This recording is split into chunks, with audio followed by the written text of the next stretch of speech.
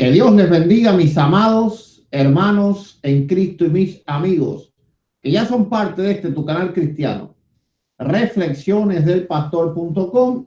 Este es el pastor, evangelista y apologista Eduardo Gutiérrez, y hoy les vamos a presentar un debate sobre si María tuvo más hijos o no tuvo más hijos, si los hermanos de Jesús que la Biblia menciona eran hijos de María o no eran hijos de María. Eso es lo que vamos a estar debatiendo el día de hoy, y para eso tenemos a un apologista católico aquí con nosotros, el cual se va a presentar.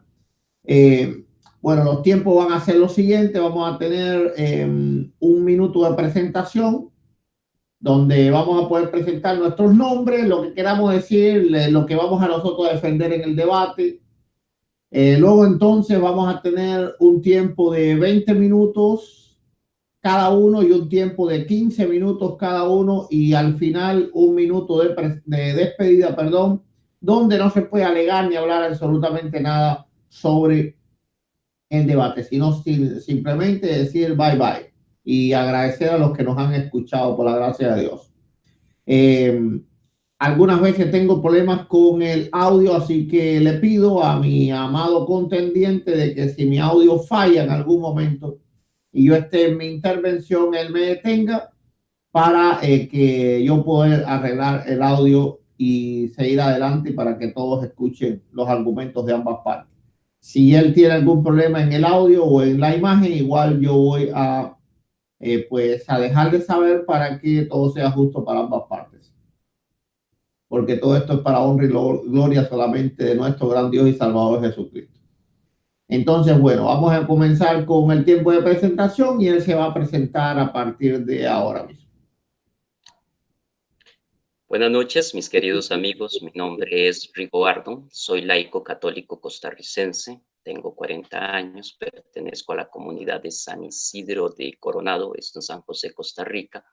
La noche de hoy venimos a debatir el tema sobre si Jesús tuvo, si sobre María, la madre de Jesús, tuvo o no tuvo más hijos después de Jesús. El pastor defenderá su punto de vista de que María, después de que tuvo a Jesús, tuvo más hijos, y yo como católico defenderé el punto de vista católico de que María permaneció perpetuamente virgen el resto de su vida y que por lo tanto no tuvo más hijos después de Jesús. Eso sería todo, pastor.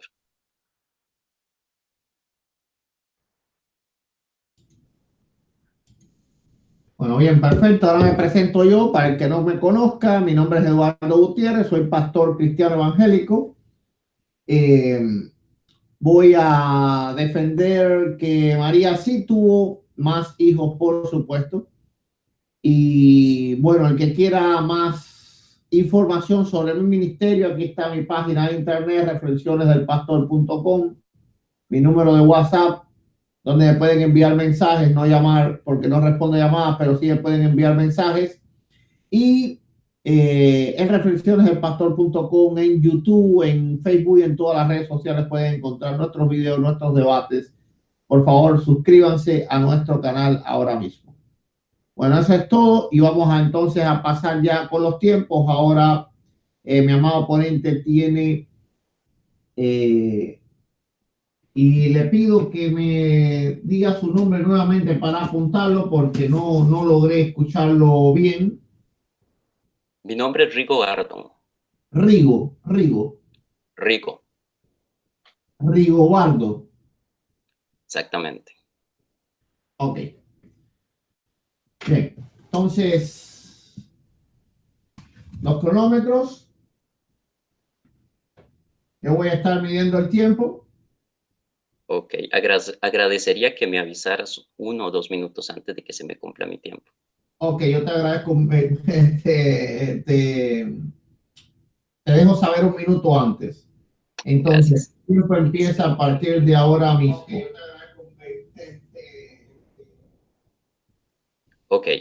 Bueno, amigos, hoy defenderé el punto de vista católico sobre este tema. Lo voy a hacer con lo que enseña el magisterio de la Iglesia Católica en nuestro catecismo, en los numerales 499 y 500. El numeral 499 nos dice que la profundización de la fe en la maternidad virginal ha llevado a la Iglesia a confesar la virginidad real y perpetua de María, incluso en el parto del Hijo de Dios hecho hombre. En efecto, el nacimiento de Cristo, lejos de disminuir, consagró la integridad virginal de su madre. La liturgia de las iglesias celebra a María como la ei parthenon, es decir, la siempre virgen. El numeral 500 nos dice: a esto se objeta a veces que la escritura menciona unos hermanos y hermanas de Jesús. La Iglesia siempre ha entendido estos pasajes como no referidos a otros hijos de la Virgen María. En efecto, Santiago y José, hermanos de Jesús, que aparecen en Mateo 13:55, son los hijos de una María discípula de Cristo, que aparece en Mateo 27:56, que se designa de manera significativa como la otra María. Esto está en Mateo 28:1. Se trata de parientes próximos de Jesús, según una expresión conocida del Antiguo Testamento. Entonces, como podemos ver, amigos míos, el magisterio de la Iglesia Católica, a través de su catecismo, nos enseña a nosotros, los feligreses católicos, que María permaneció virgen perpetuamente el resto de su vida y que por lo tanto Jesús no tuvo más hermanos ni más hermanas carnales. Ahora bien, daré pruebas no solamente bíblicas, sino también históricas sobre este tema. Voy a citar a 4 padres de la Iglesia, quiero que pongan mucha atención sobre esto, porque son los mismos 4 padres de la Iglesia que el pastor Eduardo Gutiérrez citó en su debate sobre el tema del diezmo con el padre Luis Toro. Vamos a empezar con San Hilario de Poitiers, el padre de la Iglesia. Él dijo lo siguiente: si ellos, los hermanos del Señor, hubiesen sido hijos de María y no aquellos del primer matrimonio de José, ella nunca hubiese sido entregada en el momento de la pasión al apóstol Juan como su madre. Esto es un comentario que San Hilario hizo a Mateo 1:4 en el año 354 después de Cristo. San Jerónimo dijo lo siguiente: en cuanto a Victorinus obispo, yo afirmo lo que ya ha sido probado por el Evangelio, que él, Victorinus, habló de hermanos del Señor, no como hijos de María, sino hermanos en el sentido que he explicado, es decir, hermanos a cuanto relación y no por naturaleza. San Ambrosio de Milán, el maestro de San Agustín, obispo de Milán, dijo lo siguiente: la Virgen no buscó la consolación de poder tener otro hijo. Esto en Cartas 63,111. San Agustín de Hipona, hombre pues bastante inteligente, prominente, como lo llamó el pastor Eduardo Gutiérrez en su debate con el padre Luis Toro, nos dice lo siguiente: María fue virgen al concebir a su hijo, virgen durante el embarazo, virgen en el parto, virgen después del parto, virgen siempre. Ella con todo su ser es la esclava del Señor. Y escuchen muy bien las fuertes palabras que San Agustín dice a las personas que niegan la virginidad perpetua de María. Él les dijo: herejes, llamados antidicomaritos, son aquellos que contradicen la virginidad perpetua de María y afirman que después de que Cristo naciera, ella se unió con su esposo como uno. Entonces, como podemos ver, amigos míos, los 4 padres de la Iglesia, que en el debate con el padre Luis Toro sostuvo Eduardo Gutiérrez, que él nombró, son los mismos 4 padres de la Iglesia que estaban en favor del tema de la virginidad perpetua de María y que por ende ellos, como la gran mayoría de padres de la Iglesia de esa época, negaron que Jesús haya tenido más hermanos o hermanas carnales. Ahora bien, Martín Lutero, el primer reformador protestante, siendo ya protestante anticatólico y muriendo siendo protestante anticatólico, en el siglo XVI, en el año de 1539, dijo lo siguiente: María permaneció virgen, pues tras sentirse madre del Hijo de Dios, no deseó ser madre de otro hombre, sino permanecer en esta gracia. Es decir, y aquí viene mi pregunta: ¿cómo es posible que, por ejemplo, los amigos evangélicos sigan las 5 solas de Martín Lutero, pero en este tema de la virginidad perpetua de María, que Martín Lutero ya creía, ya aceptaba siendo un confeso protestante anticatólico, los hermanos evangélicos ahí no le entren, no le acepten? Entonces es contradictorio. Ahora bien, además de estas pruebas históricas, Voy a dar una prueba arqueológica y se trata de una oración escrita a la Virgen María en un papiro egipcio original datado en el año 250 después de Cristo por parte de los primeros cristianos que habitaban la zona de Egipto. Esta oración fue escrita en griego, traducida al latín con el nombre de Subtum Precidium, que en español significa bajo tu amparo. La oración dice lo siguiente: bajo tu amparo nos acogemos, Santa Madre de Dios, no deseches las súplicas que te dirigimos en nuestras necesidades. Antes bien, líbranos de todo peligro, oh siempre Virgen, gloriosa y bendita. Aquí podemos notar tres cosas. Los primeros cristianos oraban a la Virgen María pidiendo su intercesión. Segundo, la llamaron Teotokos, que significa Madre de Dios. Y tercero, que es el tema que nos atañe en este debate, creyeron en la virginidad perpetua de María porque la llaman o siempre Virgen.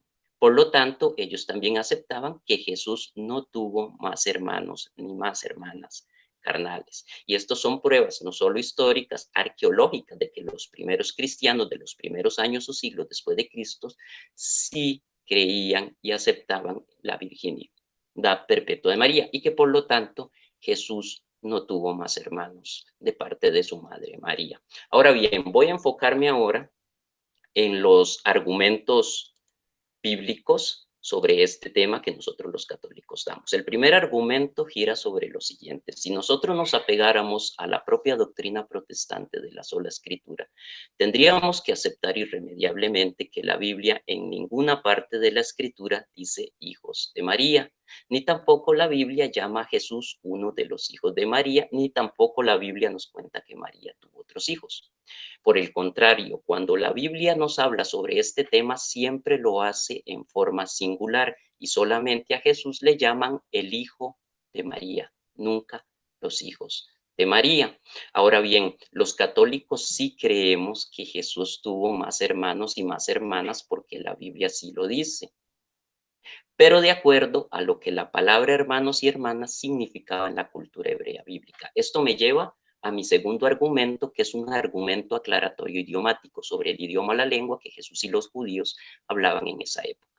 Hay que esclarecer a la gente que Jesús y los judíos no hablaban ni español, ni inglés, ni francés, ni ninguna lengua moderna occidental, sino que hablaban arameo y hebreo antiguo. El arameo y el hebreo antiguo eran dos lenguas semitas originarias del Medio Oriente, muy antiguas y primitivas, que al día de hoy ya no se hablan, por eso se les denomina lenguas muertas. Al ser lenguas tan antiguas y tan primitivas, no tenían muchas palabras, conceptos o expresiones que las lenguas modernas que nosotros hablamos hoy en día aquí en Occidente sí las tienen. Es por esta razón que los judíos o los hebreos les solían decir hermanos, aquí en hebreo, Delfos en griego, o hermanas, Ajot en hebreo y Adelfí en griego, a casi todo mundo, y no solamente a los hermanos y hermanas de sangre. Ahora, ¿se puede probar esto que estoy diciendo yo con la Biblia? Claro que sí, tanto con el Antiguo como con el Nuevo Testamento. Nos vamos primero al Antiguo Testamento, libro del Génesis, capítulo 13, versículos del 7 al 8. En este pasaje bíblico, Abraham, padre de la fe, le dice a Lot que entre ellos y sus pastores no deben de haber discusiones o peleas porque son hermanos. La pregunta es, ¿acaso Abraham y Lot eran hermanos carnales? No, Abraham y Lot eran parientes. Abraham era tío de Lot y Lot era sobrino de Abraham. Pero la Biblia, perdón, les llama hermanos. Ahora bien, ¿por qué les llama hermanos? Justamente porque las palabras tío y sobrino en lengua aramea y hebrea antigua no existían. Por eso les dice hermanos. Si leemos el libro de Nehemías, capítulo 5, versículo 8, nos dice lo siguiente. Nosotros hemos rescatado en la medida de nuestras posibilidades a nuestros hermanos judíos que habían sido vendidos a las naciones. Y ahora sois vosotros quien vendéis a vuestros hermanos. Aquí se refiere el texto bíblico a paisanos. Sin embargo, se usa la palabra hermanos según la cultura hebrea de esa época. Si nosotros avanzamos al Nuevo Testamento, y nos vamos a la primera carta de Pablo a los Corintios, capítulo 15, versículos del 5 al 6. En ese pasaje bíblico, el apóstol San Pablo nos dice que Jesús, después de haber resucitado, se le va apareciendo a diferentes personas. Pero en el verso 6, Pablo nos dice que Jesús se le aparece a más de 500 hermanos a la vez. Pregunto, ¿acaso María, la madre de Cristo, después de que tuvo a Jesús, logró parir más de 500 hermanos? Lógicamente que no. Entonces, ¿quiénes eran esos más de 500 hermanos a los que Jesús se le apareció a la vez? Eran seguidores de Cristo, es decir, correligionarios o hermanos en la fe. Un ejemplo parecido lo podemos ver en el Evangelio de San Juan, capítulo 20, versículos del 17 al 18, donde el apóstol San Juan nos cuenta que Jesús, después de haber resucitado, se le aparece a María Magdalena cuando ella se dirigía al sepulcro y le pide a María Magdalena que le vaya a dar la noticia de la resurrección a donde sus hermanos. ¿A dónde va María Magdalena? Donde los apóstoles. ¿Eran los apóstoles hermanos carnales de Jesús? No, eran sus principales discípulos, es decir, sus hermanos en la fe. Entonces, como podemos ver, amigos míos, la palabra hermanos en la cultura judía bíblica del Antiguo y del Nuevo Testamento tenía un sentido, un significado muy amplio. Y los hebreos o los judíos les decían hermanos o hermanas a casi todo mundo, y no solamente a los hermanos y hermanas de sangre. Ahora voy con mi tercer argumento. Este argumento nos habla sobre la promesa de Dios.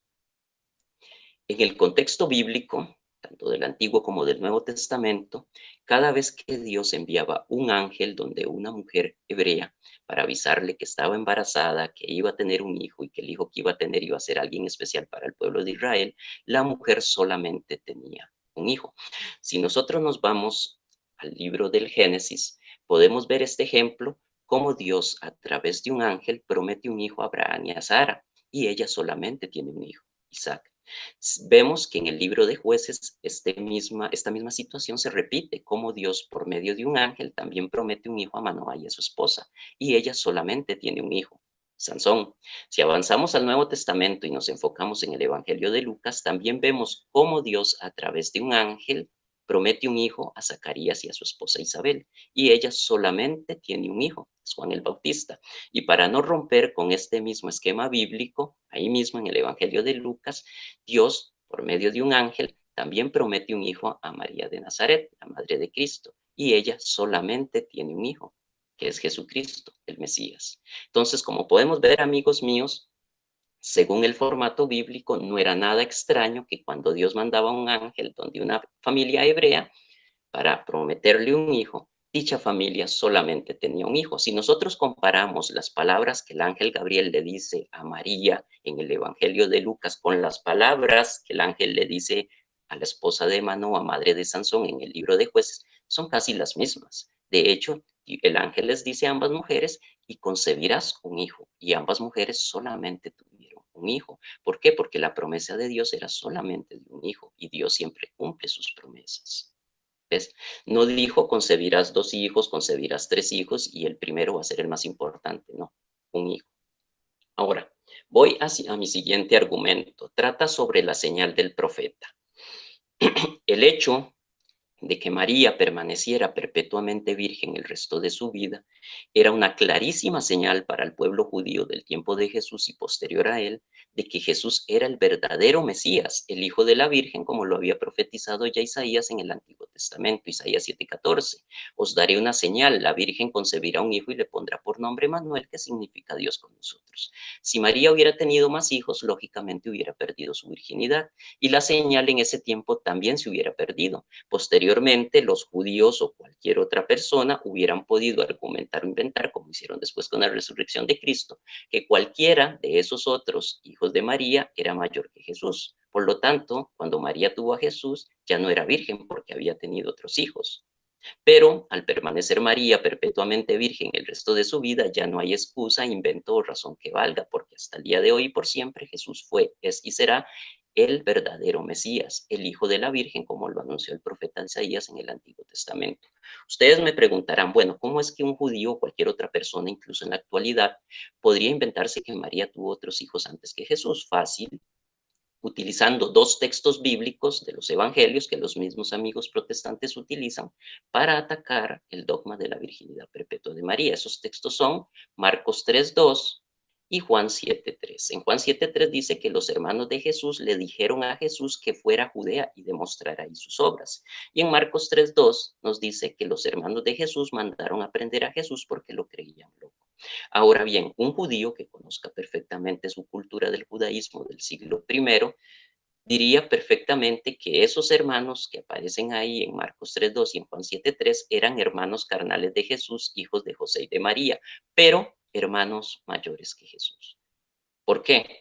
porque en la cultura judía los hermanos menores no podían tutelar, mandar, aconsejar, prender o mandar a prender al mayor, y aquí sí aparecen haciéndolo. Entonces, evidentemente, estos que aparecen aquí en Marcos 3:2 y Juan 7:3 eran hombres judíos mayores en edad que Cristo. De lo contrario, no hubieran podido mandarlo a aprender o aconsejarlo o decirle que fuera judío y demostrar ahí sus obras.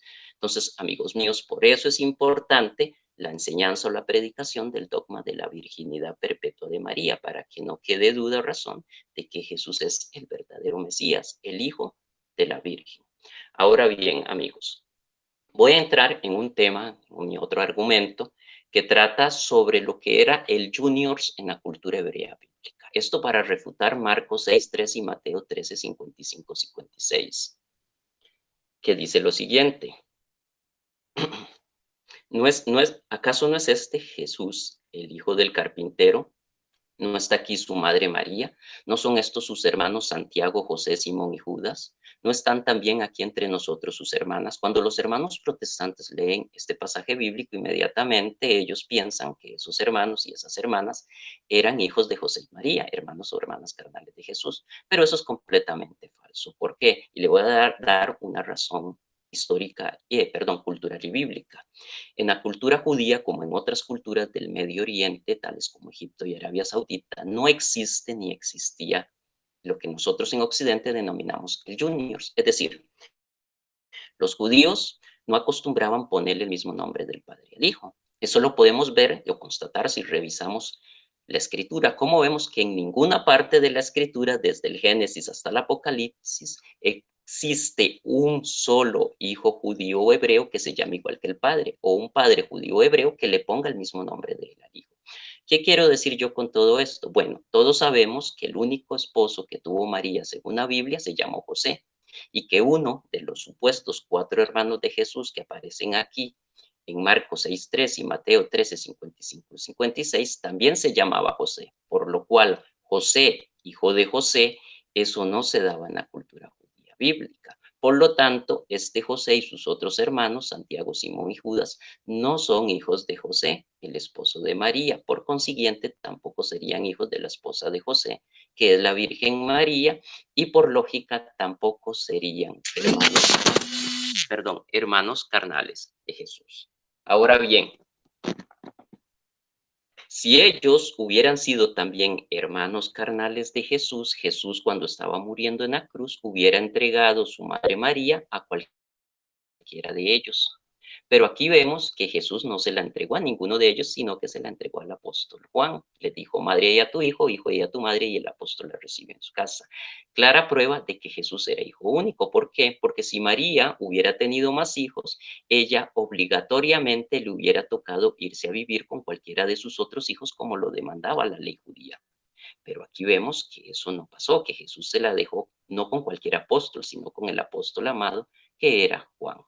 Ahora, si el hermano Eduardo Gutiérrez me trata de refutar mi argumento aduciendo de que Jesús deja a su madre María al apóstol Juan porque sus hermanos no creían en él, basado en Juan 7:5, pues sería un argumento muy débil y demostraría que el hermano Gutiérrez desconoce la cultura judía de ese entonces. ¿Por qué?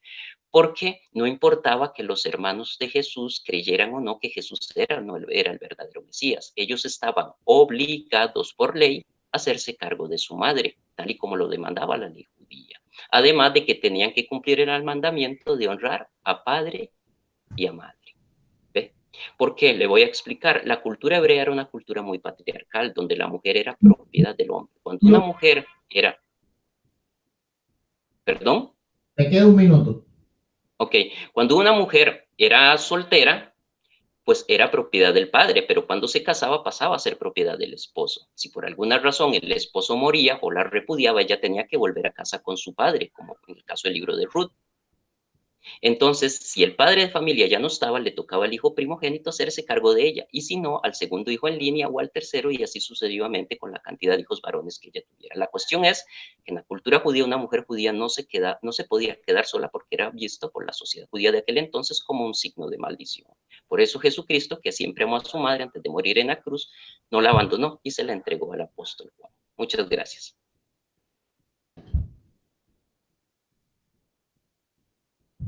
Ok, ahora apaga tu audio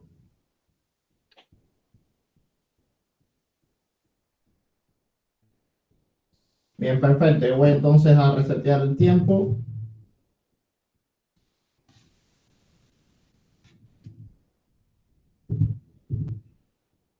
En comienzo desde ahora.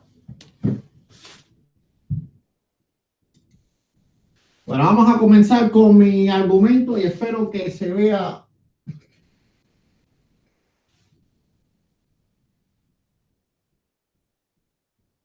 Espero que se vea lo que está en la pizarra. No sé si se verá lo que está en la pizarra. Bueno, vamos a empezar. Bien, aquí apunté algunas cosas, voy a refutar rápido y voy a exponer mis argumentos también. Bien, él citó a los padres de la iglesia como fuentes históricas. Esto es un completo error, porque los padres de la iglesia que él cita son del siglo IV, no fueron testigos oculares de lo que pasó en la familia de María, y por lo tanto no son testigos de ninguna forma, y él tiene que comprender que no es lo mismo doctrina que testigos históricos, que fuentes históricas. Las fuentes históricas es necesaria que hayan vivido en el tiempo de los hechos.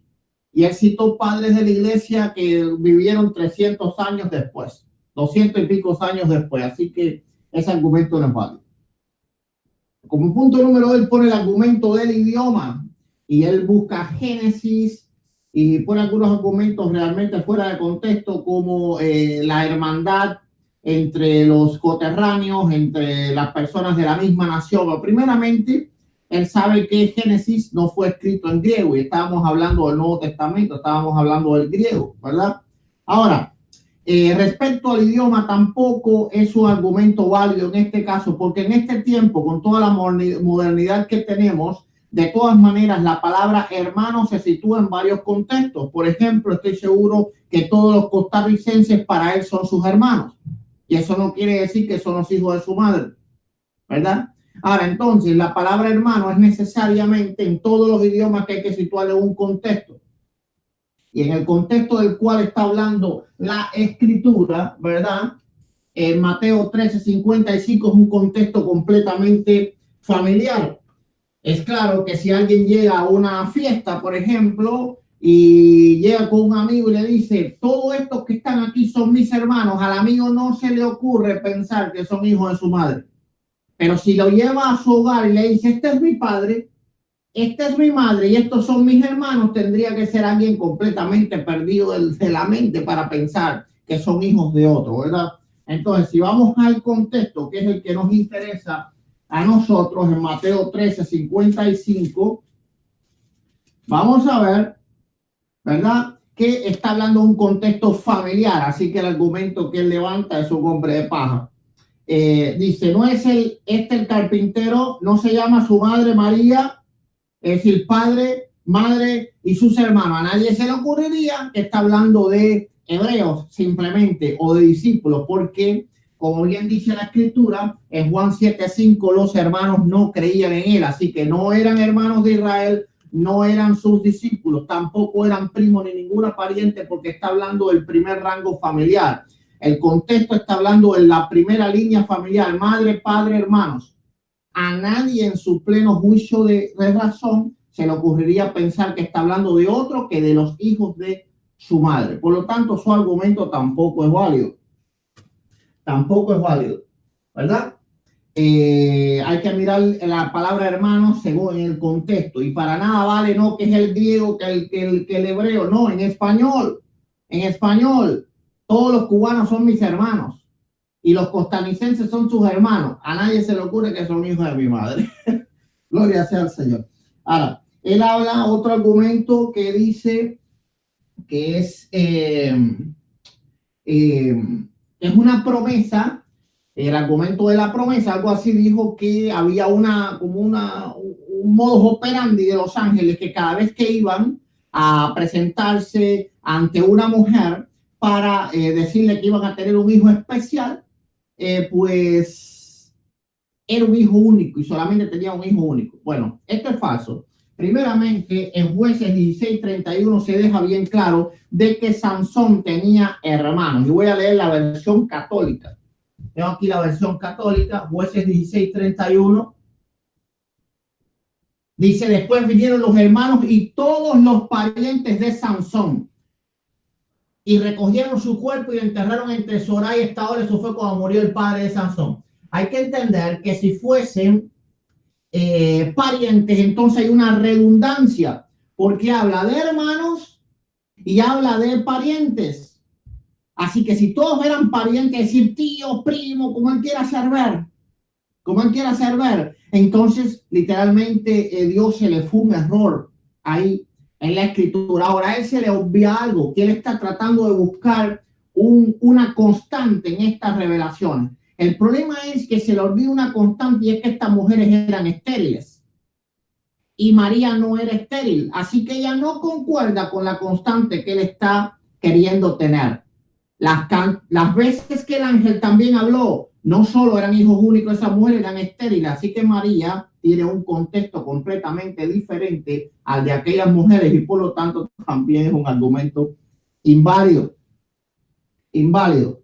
Él habla que en Isaías 7:14 está queriendo decir que la señal tiene que ser que la virgen era siempre virgen. Eso no lo dice la escritura. Dice, y una virgen concebirá, y concebir es salir preñada. Ahora, trae siempre en las versiones una coma, que la debe de tener en la del y, dará a luz un hijo. Ahora, él dice que era importante que ella siempre fuera virgen porque los judíos entonces no iban a creer en Jesús. Bueno, este es absolutamente falso, porque Jesús jamás clamó tener una señal de que su madre fuese siempre virgen. Lo que Jesús clamó es ser hijo de Dios, ser hijo de una virgen. A él decir que mi padre, ¿verdad? Entonces estaba refiriéndose que él era hijo de Dios. Entonces la señal de Isaías 7:14 es que una virgen concebirá.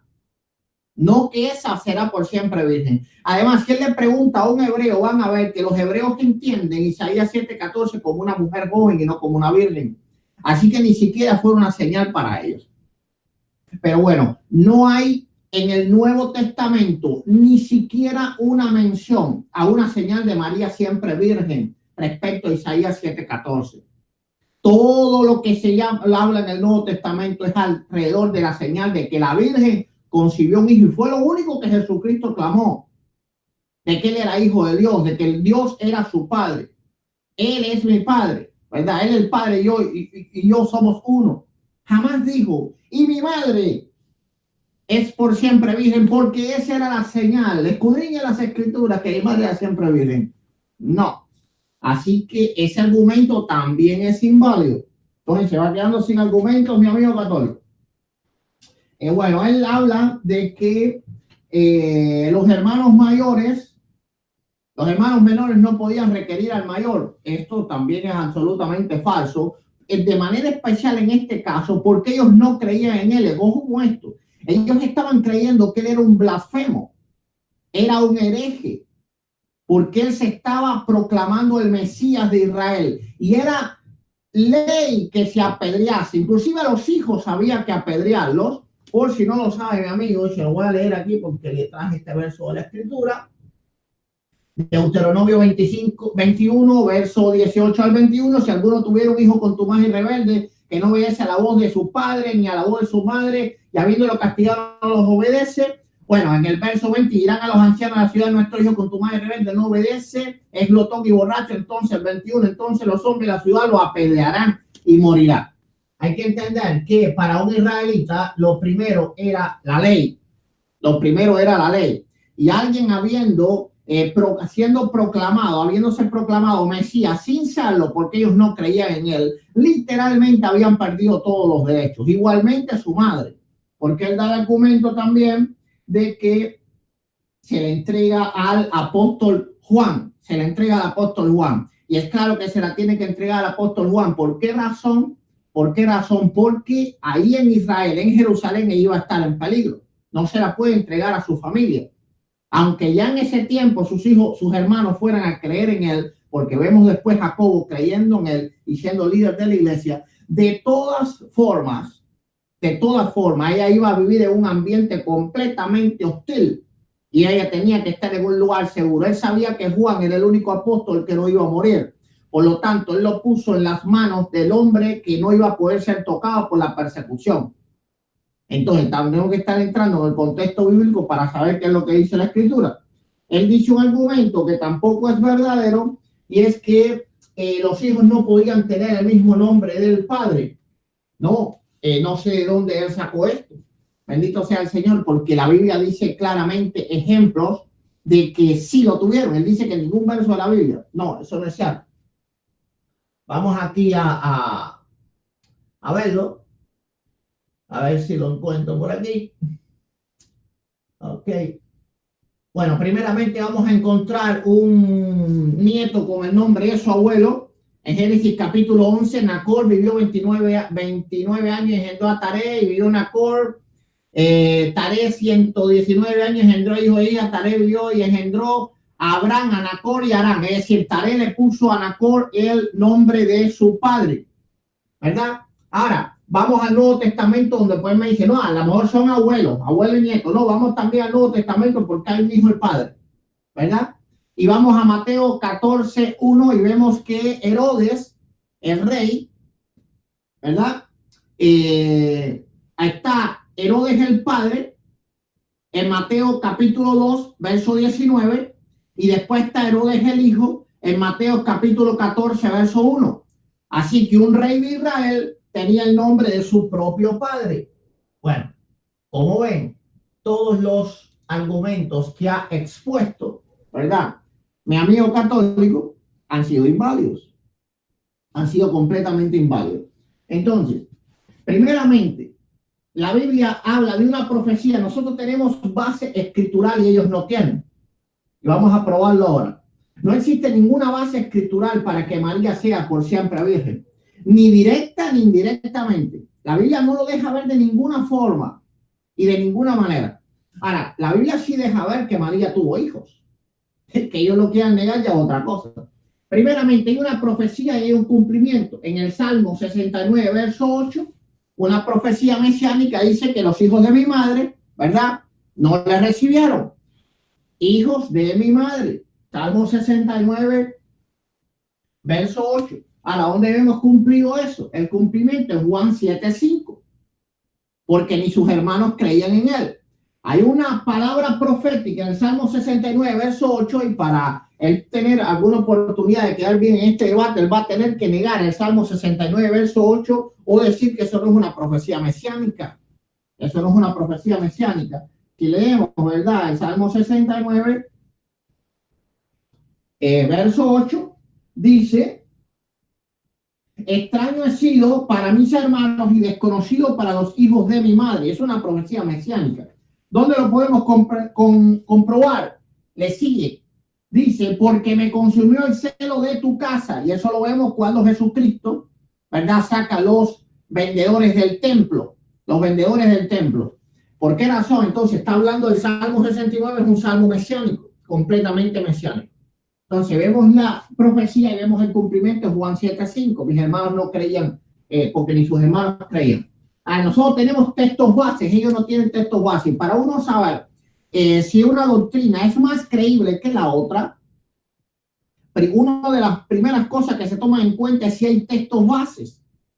Por ejemplo, si vamos a debatir entre el purgatorio y el infierno, si es verdadero o es falso, si estamos debatiendo, un católico debate con un testigo de Jehová, por ejemplo, el católico tiene las de ganar. El testigo de Jehová dice que el infierno no existe. Y el católico le va a decir: no. Jesucristo habló del infierno. Claro, el testigo de Jehová le va a decir: no, que ese es el Hades, que es un lugar donde echaban la basura a los muertos, donde los quemaban. Bueno, ya eso es una interpretación, pero hay un texto base. Ahora, ¿qué pasa ahora cuando el católico vaya a defender el purgatorio? Literalmente no tiene cómo defenderlo porque no hay textos bases. Entonces, nosotros tenemos varios textos bases para decir que María sí tuvo más hijos. Tenemos Mateo 13:55, donde están los hermanos de Jesús. Juan 7:5, donde están los hermanos de Jesús. Hechos 1:14, donde están los hermanos de Jesús. Y sucesivamente varios textos en la Escritura. Ahora, que él quiera decir que esos hermanos de Jesús no son hijos de María, ya eso es inventar, ¿verdad? Porque no tienen manera de comprobarlo. Pero si hay un texto base que no dice directamente hijo de María, porque se sobreentiende y porque María no es la persona importante. Si yo soy hijo del presidente de los Estados Unidos, nadie me va a decir que soy hijo de la esposa del presidente. ¿Por qué razón? Porque el punto de referencia en este caso es Jesucristo. Y ser algún tipo de familiaridad de Jesucristo pone por debajo todos los demás rangos familiares que se tengan con otros parientes. Cualquiera entendería eso. Y yo estoy seguro que mi amigo católico lo está comprendiendo ahora. El Señor le está abriendo los ojos. ¿Ok? Entonces, ahora, respecto al idioma también, en la escritura, por ejemplo, en Juan 1:36, Lucas 1:36, se ve como el mismo ángel le dice a María sobre Elizabeth, su pariente, y le llama pariente, no le llama hermana. Lucas 1:36, y tu pariente está embarazada, creo que tenía como 6 meses de embarazo. Tu pariente, entonces, en el griego había palabras para pariente y palabras para hermanos. Que esas palabras, que la palabra hermano se pudiera usar en varios contextos, claro, en este idioma también que nosotros tenemos se usa. ¿Cómo anda mi hermano? Dios te bendiga, mi hermano. Esos son mis hermanos, esos son amigos míos muy grandes. Oh, todos los de mi nación son mis hermanos. Eso no quiere decir que cuando estamos hablando de Mateo 13:55 no hay un contexto específico. Y como dice el refrán, un texto fuera de contexto es un pretexto. Entonces, bueno, todos los argumentos de mi amigo católico han sido refutados. La Biblia sí trae a hijos con padre, ¿verdad? La Biblia sí trae a hijos con padre. El idioma no es justificación. Los padres de la iglesia no son testigos históricos. No son testigos históricos, son opiniones teológicas. Ahora, él me puede decir, no, pero como él dijo, tú lo usaste en el diezmo. Sí, porque yo lo usé con el contexto histórico del siglo IV, que es cuando nace la Iglesia Católica. Entonces, mi contexto era correcto, porque yo estoy clamando que la Iglesia Católica no es la Iglesia de Jesucristo, es la iglesia que fundó Constantino en el siglo IV. Así que yo traje padres de la iglesia de la época católica. Él me tiene que traer padres de la iglesia para nosotros creer que es un contexto histórico del primer siglo, clamando que María era siempre virgen. Ahora, si vamos a hablar de padres de la iglesia, pues también Tertuliano lo niega, ¿verdad? Aquí tengo mi libro, la Iglesia y su historia versus el Vaticano, se los recomiendo adquirirlo, a mi amigo católico también, donde dice Tertuliano, aunque era virgen cuando concibió, fue mujer cuando dio a luz. Virgo quantu a viro non virgo quantu a partu y et si virgo consei in partu sua nupsi. Eso está de Ame Christi 23. Ahora dice también, por hermano de Jesús, entiende hijos de María según la carne. Eso está en Christi 7 Adventus, Marcos 4:16. Así que Tertuliano, alguien anterior a los padres que él me expuso y un testigo más cercano a los hechos, aunque dejo claro que tampoco un testigo histórico, porque no me gusta poner argumentos que no son reales, deja bien claro que eran hijos en la carne, que eran hermanos en la carne. Entonces, cada argumento fue refutado y nosotros tenemos textos bases, algo que él no tiene. Nosotros tenemos profecías, algo que él no tiene, y profecías específicas, los hijos de mi madre, no solo mis hermanos. No diga, no, que eran primos, no. No solo no, los hijos de mi madre. Entonces él está en serio problema. En serio problema, porque va a tener que negar el Salmo 69, verso 8. Y va a tener que resolver el contexto que está aquí. Y además tratar de salvar en 15 minutos todos los argumentos que él ha puesto que han sido derribados. Gloria sea al Señor. Entonces, bueno, ya me quedan unos segundos, así que yo le voy a dejar el tiempo a él ya. Y si él expone algún argumento más de fuerza, entonces lo estaré refutando en el otro tiempo, Dios mediante, con la ayuda del Señor.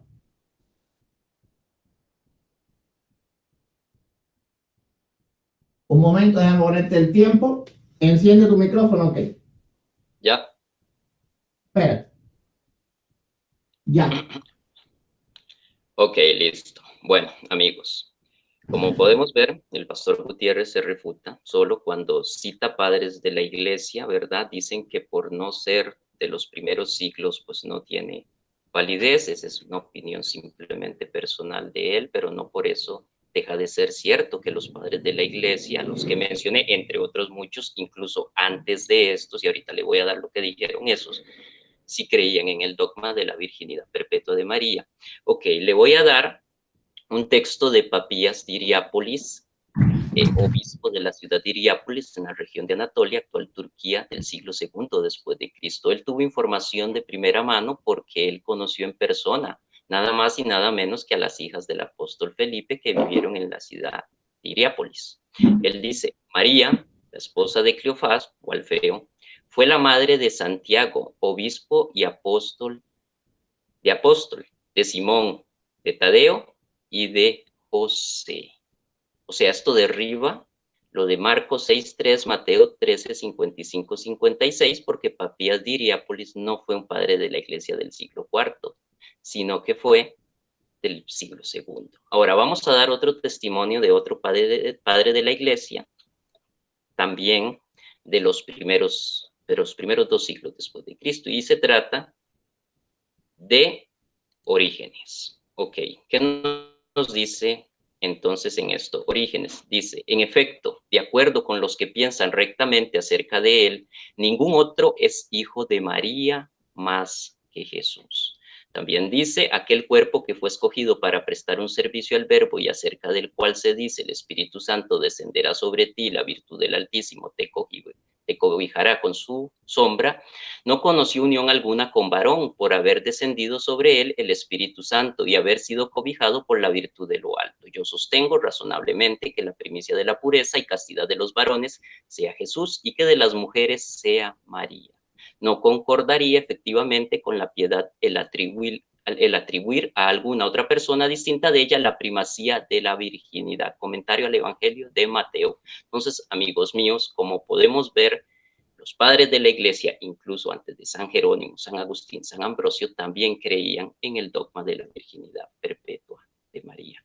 Ahora, el amigo Gutiérrez nos habla de que el Antiguo Testamento fue escrito originalmente en hebreo, sí es cierto, pero también fue traducido al griego antiguo. De hecho, en el tiempo de Jesús se utilizaba la Septuaginta.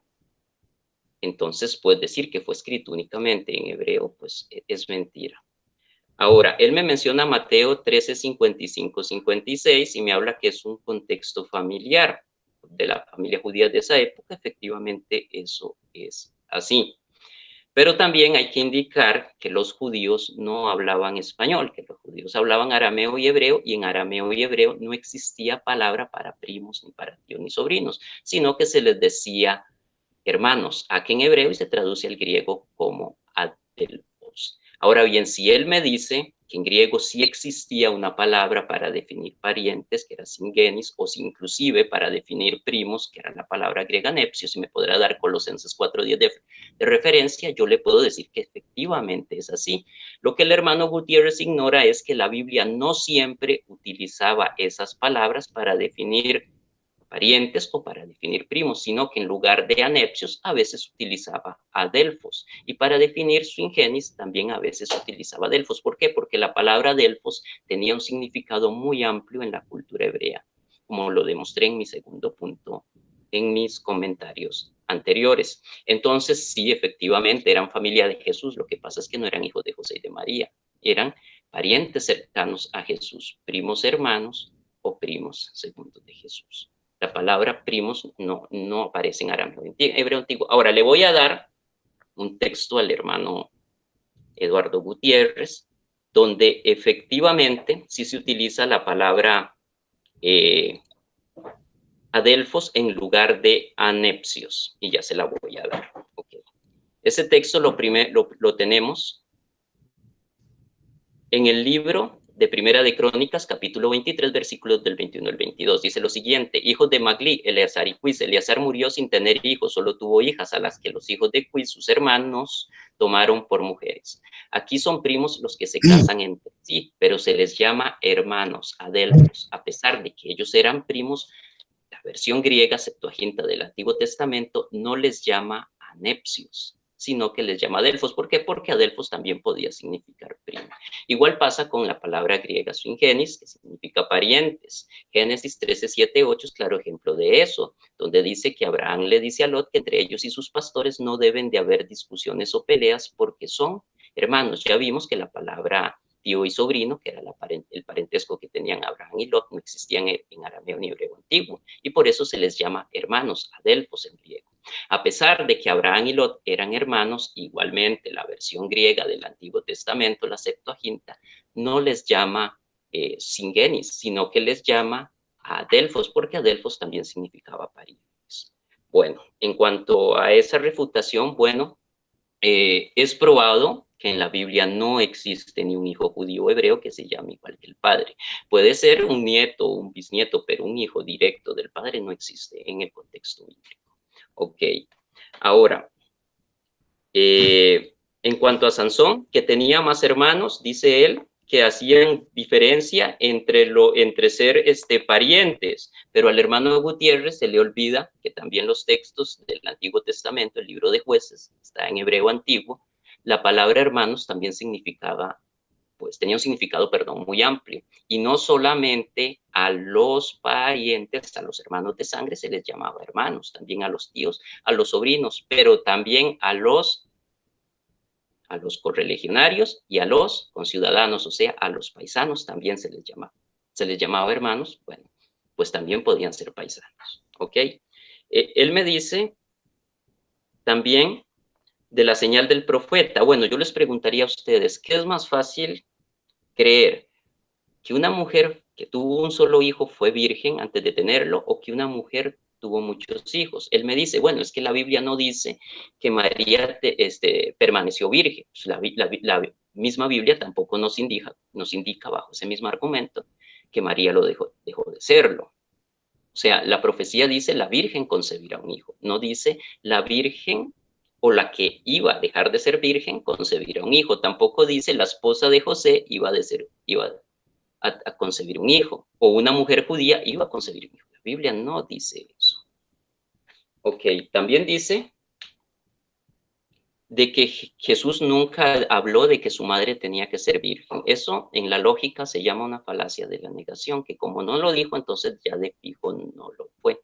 Y eso no es así. Ahora bien, él me menciona también, para refutar lo que yo di el argumento del Juniors, que Herodes tenía un hijo que se llamaba Herodes.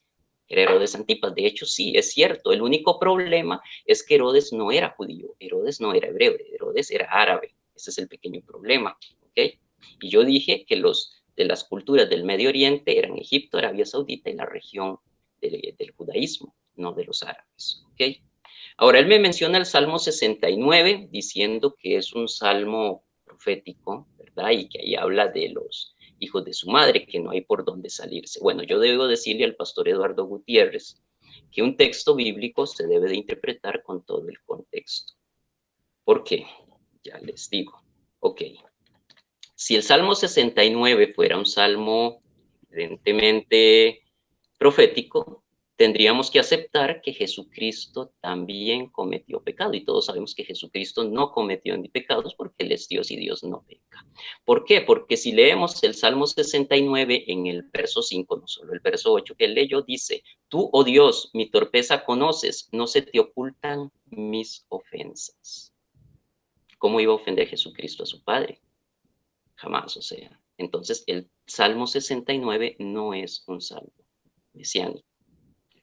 También él habla de que la Iglesia Católica la fundó Constantino. Bueno, eso es para mí ya más de estar viendo History Channel que otra cosa, porque ya la historia habla antes, 3 siglos antes de Constantino, que la Iglesia Católica ya existía, lo dice San Policarpo de Esmirna en el año 155, lo dice Ignacio de Antioquía en su carta dirigida a los esmircenses en el año 107 después de Cristo, donde está Jesucristo, ahí está el obispo, y donde está el obispo, ahí está la Iglesia Católica. La Iglesia no se llama católica, sino que la Iglesia es católica. Ahora le voy a dar otro argumento al amigo Gutiérrez para comprobar que efectivamente María no tenía más hijos. Ok, el argumento es el siguiente.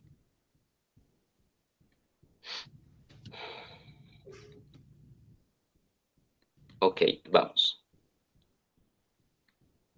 Ok, cuando un ángel se le aparece en sueños a José, le pide que huya en Egipto porque Herodes andaba buscando al niño para matarlo, el ángel le dice que debe tomar a la madre del niño y al niño y huir a Egipto. Cuando ellos huyen al exilio a Egipto, la Biblia menciona solo 3 personas de la Sagrada Familia: José, María y Jesús. No se menciona a nadie más. Cuando ellos ya tenían varios años de vivir en el exilio en Egipto, la Biblia vuelve a mencionar solo 3 personas de la Sagrada Familia: José, María y Jesús. Estando ellos en el exilio en Egipto, un ángel se le aparece en sueños a José otra vez y le pide que regresen a Judea porque ya el rey Herodes había muerto. Cuando ellos regresan a Judea, la Biblia vuelve a mencionar solamente 3 personas de la Sagrada Familia. Ojo, ya habían pasado entre 3 y 5 años, así que si José y María hubieran tenido relaciones sexuales, hubieran tenido por lo menos un hijo, porque los judíos no usaban métodos anticonceptivos, pero aquí no habla de nadie más.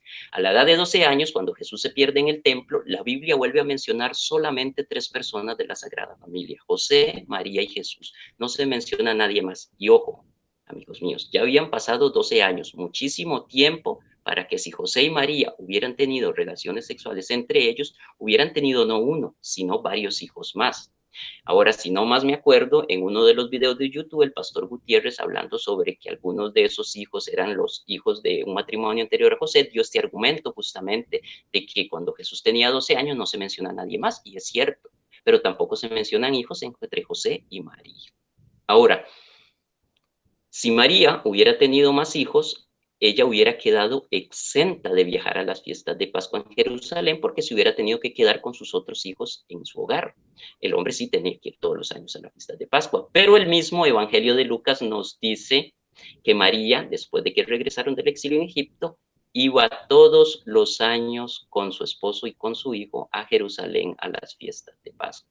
Prueba contundente que 12 años después del nacimiento de Cristo, Jesús no tenía más hermanos carnales, o sea, María no tenía más hijos. Él me puede decir, ¿los tuvo después? Tampoco, porque cuando Jesús tenía 33 años, antes de morir en la cruz, él entregó su madre al apóstol Juan. Si María hubiera tenido más hijos, obligatoriamente a ella le hubiera tocado irse a vivir con cualquiera de sus otros hijos, porque si realmente eran hijos de María, ellos tenían que cumplir el mandamiento de honrar a padre y madre, y si lo hubieran abandonado, la hubieran deshonrado, y los judíos no solían hacer tal cosa. Ok, hermano Gutiérrez, pues por mi parte sería esto. Tengo más argumentos, pero ya se me acabó el tiempo. Muchas gracias. Ok, apágame ahí el micrófono. Sí. Bueno, déjame resetear el tiempo.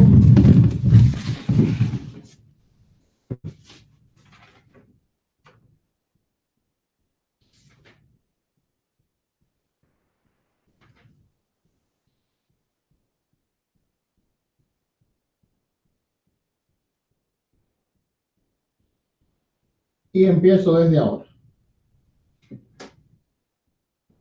Bueno, 15 minutos para refutar. Vámonos allá. Vámonos allá. Bien. Primeramente, los padres de la iglesia que él vuelve a mencionar no son testigos oculares de hecho. Así que, de todas maneras, al no ser del primer siglo, no son testigos y no son fuentes históricas. No son fuentes históricas, por lo tanto, no son fuentes creíbles.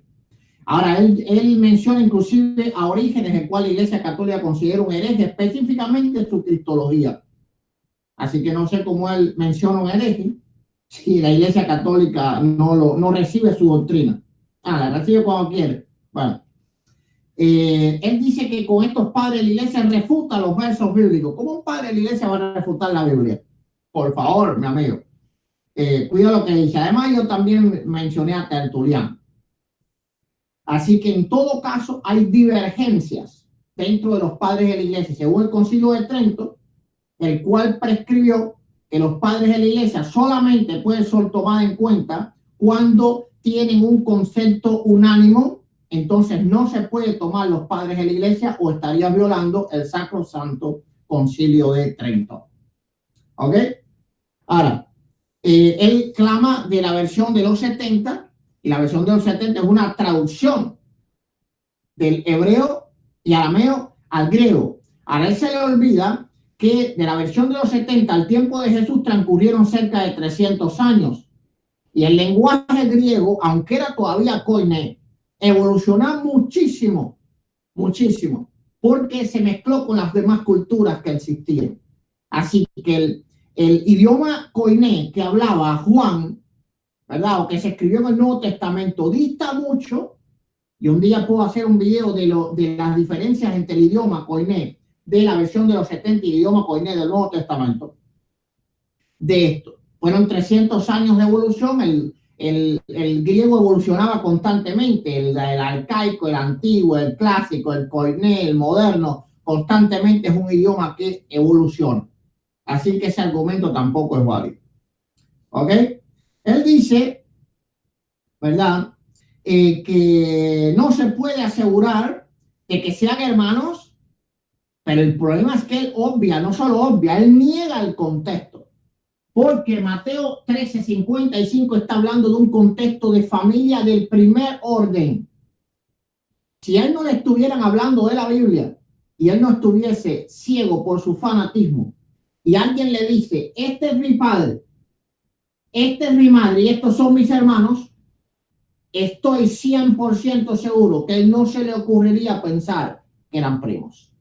Ahora, él está negando esto porque está ciego por su fanatismo, ¿verdad? Pero él sabe que está negando la escritura. Dios quiera y este debate le abra los ojos y se arrepiente. El contexto deja claro que son hermanos de sangre, porque está hablando de la primera línea familiar. Ahora, él dice que no siempre se usa delfo o seigenis, es decir, la misma palabra. Les recuerdo otra vez que el idioma evoluciona, pero no solo eso, decir que no siempre se usa, eso no niega absolutamente nada. Porque tenemos algo que se llama contexto. Y el contexto no se puede negar, ¿verdad? Así que ese argumento está refutado también. Él dice que no existe hijos con el nombre del padre y que Herodes era árabe. Bueno, Herodes, el padre de Herodes el Grande era edomita, pero él era un judío converso, era un prosélito. Y según la enciclopedia católica, Herodes el Grande se crió en el más absoluto, enciclopedia británica, perdón, se crió en el más absoluto judaísmo. Así que sí, sus costumbres y su religión era judía. De hecho, por eso temía al Mesías. Así que tu argumento también es inválido. Él dice que la Biblia habla, él dice que levanta una falacia, porque dice que algo así como él dijo, no lo dijo, no lo fue, pero no me acuerdo el argumento que fue. Bueno, eso mismo dicen ustedes. La Biblia no dice que tuvo más hijos. Entonces, sería la misma falacia. El que está levantando la falacia de esto. Él dice que la Biblia habla tan solo de 3 personas de la Sagrada Familia. La Biblia tiene un orden de escritura y es el orden de importancia. Por ejemplo, dime quiénes son los padres de María. No lo sabes. ¿Por qué? A nadie le importó eso. Porque no tenían importancia en el momento. Dime qué pasó con José, el esposo de María. No lo sabes. Porque José solo se menciona en los aspectos que él fue importante en la escritura. Ahora, ¿tú crees que José simplemente desapareció y nadie se dio cuenta? No. Si conoces leyendo la escritura y si eres estudiado en la palabra, en la hermenéutica y en la exégesis, vas a entender que la escritura tiene un orden de importancia más que todo. Y la escritura omite inclusive decenas y decenas de años y hay veces que cientos de años de genealogía. Y dice, este es hijo de este. Y entre este y este pasaron de montones de generaciones, porque todas las demás se obviaron, porque para nada interesa. Entonces tu argumento también es inválido. Inválido. Ahora vamos al argumento final, ¿verdad? Vamos a decir que al knockout, yo voy a probar hoy con la ayuda del Señor que María sí tuvo más hijos. Y el que sea sincero hoy lo va a entender. Y para eso vamos a abrir nuestras Biblias y vamos a ir a Mateo capítulo 12.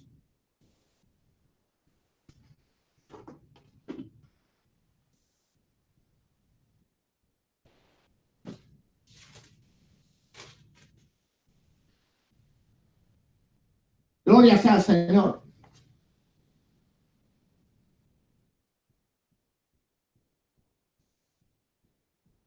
Vamos a verlo aquí en mi pantalla. Está más grande. Mateo capítulo 12, verso del 46 al 50. Bueno, lo voy a leer de la Biblia. Vamos a leer los dos. Católicos y cristianos, abran sus Biblias. Mateo capítulo 12, verso del 46 al 50. Mientras él aún hablaba a la gente, he aquí su madre y sus hermanos estaban fuera y le querían hablar. Leemos siempre el nombre del Padre, del Hijo y del Espíritu Santo. Y le dijo uno, he aquí tu madre y aquí tus hermanos están afuera y te quieren hablar. Respondiendo él al que le decía esto, dijo, ¿quién es mi madre y quiénes son mis primos? No, dijo mis hermanos. Y extendiendo su mano hacia su discípulo dice, he aquí mi madre y aquí mis primos. ¿Acaso nosotros somos primos de Cristo? Como dicen por ahí, pacatá. Porque ese es un argumento concluyente completamente. Ahora, mi amigo católico, si tú te crees primo de Cristo, el contexto, se te ha olvidado el contexto. Se te ha olvidado estudiar el contexto, profundizar en el contexto. Estás guiándote por lo que dice la página de internet católica. El contexto que Cristo estaba hablando era hermanos de carne, de sangre. No somos primos de Cristo. Así que mi amigo en Cristo, y este argumento lo tenía para un cura Luis Toro, para algo así, ¿verdad? Y hay muchos más argumentos respecto a esto. Pero bueno, creo que el debate estaba bueno y entonces quise dejarlo caer para cerrar con broche de oro. Decir que la Biblia se está refiriendo a primos o a otros parientes, es decir, que Jesucristo nos comparó a nosotros con primos y con otros parientes y no con sus hermanos. ¿Somos hijos de quién? De un mismo Padre. Porque a los que creen en su nombre les dio la potestad de ser llamados hijos de Dios. Contexto, mi amigo católico, eso es lo que te falta. No solo leer la Escritura, es aplicar exégesis y hermenéutica. Y eso lo tenemos los cristianos. Somos estudiosos de la palabra, no solo de la letra, sino de la palabra, de lo que ella quiere decir. Contexto. Respondiendo él le decía, ¿quiénes son mi madre y quiénes son mis sobrinos? No. ¿Quiénes son mis hermanos? ¿Quiénes son mis hermanos? Y extendiendo su mano hacia su discípulo dijo, ¿he aquí mi madre y mis primos? No. Mi madre y mis hermanos. Porque todo aquel que hace la voluntad de mi Padre que está en los cielos, este es mi primo y mi prima. No dijo eso. No dijo eso el Señor, mi amigo católico. Dijo mi hermano y mi hermana, mi amigo. Y madre. Está hablando de primera línea familiar, de línea familiar verdadera. En tanto, esos que estaban afuera eran sus hermanos de sangre. Porque si no eran sus hermanos de sangre, entonces nosotros somos comparados a primos, a parientes ya de segunda generación y no de primera, respecto a Dios. Así que hoy le hago un llamado a todos los católicos. Si ustedes creen a partir de hoy que María fue siempre virgen, ustedes están creyendo que no son hijos de Dios, sino que son sobrinos de Él. Y que no son hermanos de Cristo, sino que son primos de Cristo. Ustedes deciden. Bendito sea el Señor. Este argumento es un argumento que yo le llamo irrefutable. irrefutable, porque todo aquel que quiera ir contra este argumento está yendo contra la palabra del Señor, está yendo contra las promesas de la adopción, está yendo contra las promesas de ser hijo de Dios, está yendo contra las promesas de que Él es el primogénito entre muchos primos. Bueno, eso es lo que ha venido aquí a probar el amigo católico, que Jesús es el primogénito de muchos primos. No, Jesús es el primogénito de muchos hermanos, de muchos hermanos. Me quedan todavía 4 minutos, pero yo lo voy a dejar ahí. Yo creo que no es necesario poner más argumentos. El debate ha sido interesante, ha sido bueno, pero le ha faltado contexto al amigo católico.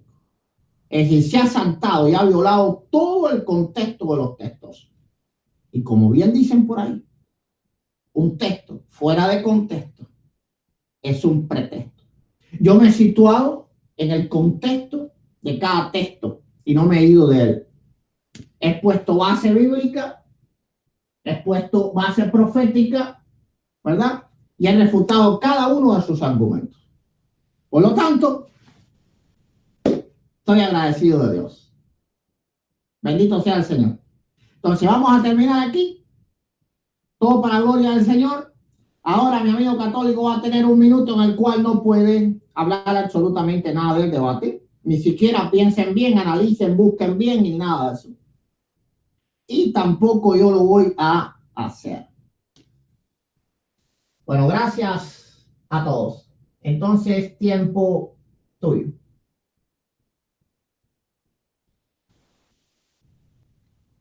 Ok, muchas gracias a todos, tanto los hermanos católicos como los hermanos no católicos, por haber escuchado este debate entre el pastor Eduardo Gutiérrez y mi persona sobre el tema de los hermanos de Jesús. Ustedes escucharon pues las dos versiones de ambos, de uno de evangélico y otro de católico, y pues les recomiendo que los lean, que los estudien, que los escuchen y listo.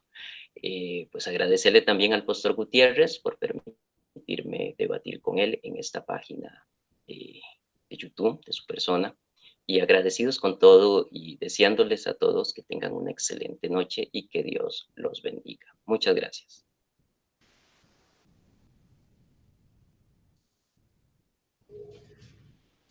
Voy a medir mi tiempo en minutico.